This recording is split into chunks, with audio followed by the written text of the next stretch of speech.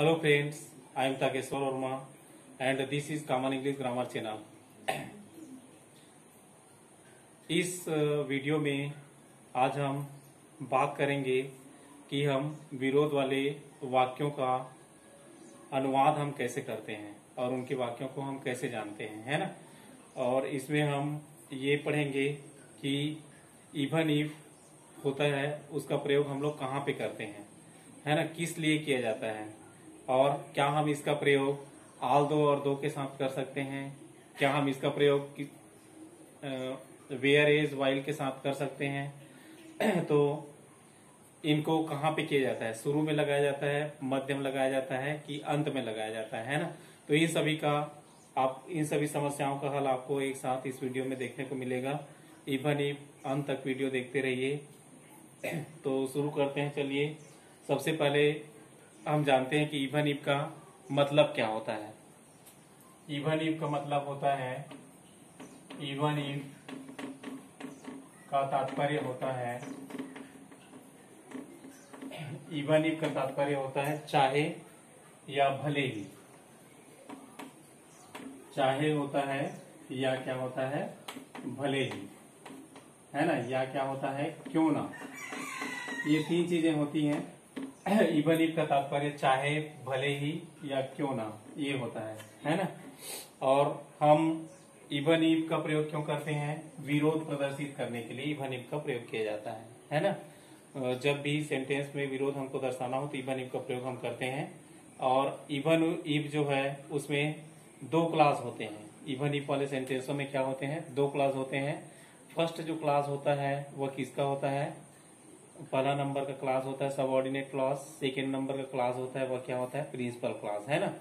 जब even if को हम कहाँ पे लगाते हैं, है ना, इवन इफ को हम लगाते हैं कहाँ पे लगाएंगे, वाक्य के शुरू में ही लगाएंगे और सबऑर्डिनेट क्लास के पहले लगाएंगे और कामा लगाएंगे, उसके बाद प्रिंसिपल क्लास को लिखेंगे, है ना। तो ये सब बातें महत्वपूर्ण है इवन इफ के लिए। तो इवन इफ जो होता है वह विरोध के लिए लगाया जाता है और इसको शुरू में ही लगाया जाता है ना। तो इवन इफ का प्रयोग हम कैसे करेंगे, है ना। तो इसके बारे में देखते हैं, स्ट्रक्चर कैसे रहेगा इवन इफ का।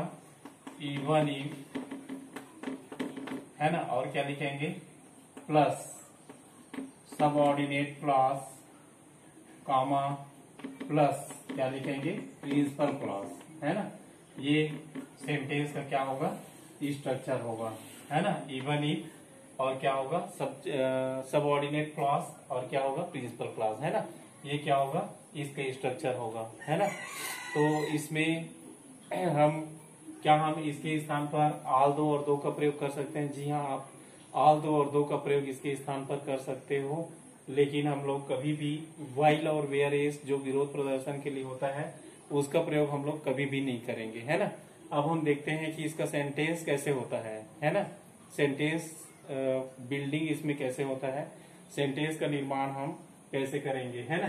अब इसमें ये बात भी जान लीजिए कि इवन इफ वाले सेंटेंस में जहां इसमें एक कथन देता है तो दूसरे में उसका क्या दिया रहता है, विरोध वाली बात दी रहती है ना।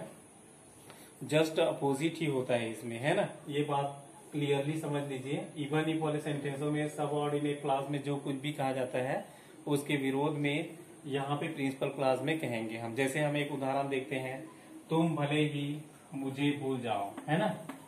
तुम भले ही मुझे भूल जाओ, है ना। तुम भले ही मुझे भूल जाओ, मैं तो सदा याद रखूंगा, है ना। तुम भले ही मुझे भूल जाओ, मैं तो सदा याद रखूंगा, है ना। ये सेंटेंस हुआ, देख लीजिए आप, है ना। तुम भले ही मुझे भूल जाओ, ये वाक्य का पहला क्या है, पहला भाग है ना। भूलने को बोला जा रहा है उसमें, मैं तो सदा याद रखूंगा। दूसरे वाक्य में क्या बोला जा रहा है कि मैं तुम्हें याद रखूंगा। जस्ट अपोजिट है इसके, है ना। तो हम अब यहाँ पे वाक्यों में प्रयोग करेंगे तो किसका प्रयोग पहले करेंगे, इवन इफ, है ना। और इवन इफ जोड़ने के बाद शुरुआत से ही करेंगे हम, है ना। सेंटेंस की शुरुआत से ही हम इवन इफ का प्रयोग करेंगे। उसके बाद हम क्या करेंगे, वाक्य में जो पहला क्लास है उसका अनुवाद सीधे सीधे जो होता है वही करेंगे। और उसके बाद प्रिंसिपल क्लास का अनुवाद करके हम रख देंगे यहाँ पे, है ना। तुम भले ही मुझे भूल जाओ, तो हम क्या लिखेंगे यहाँ पे, यू फॉरगेट मी। फॉरगेट मतलब भूलना, यू फॉरगेट मी। और यहाँ पे क्या लिखेंगे, टेंस पर ध्यान देना पड़ेगा, इसमें ग्रामेटिकल स्ट्रक्चर के बेस पे लिखना है हमको। हमारा जो टेंस है वो फ्यूचर इंडेफिनिट टेंस है, तो क्या लिखेंगे यहाँ पे, आई विल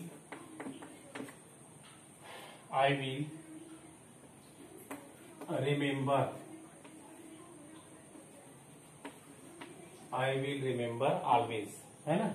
ये होगा सेंटेंस। देखिए किस प्रकार से बनाएंगे आप, even if you forget me I will remember always, है ना। तुम मुझे भले ही भूल जाओ, मैं तुम्हें सदा याद रखूंगा, है ना। तो बात क्लियरली समझ में आ गई होगी, है ना। और उदाहरण देखते हैं इसका। तुम भले ही मुझे पैसा ना दो, तुम भले ही मुझे पैसा ना दो, मैं तुम्हें पैसा दूंगा, है ना। भले ही तुम मुझे पैसा ना दो, मैं तुम्हें पैसा दूंगा। भले ही तुम मुझे पैसा ना दो, मैं तुम्हें पैसा दूंगा।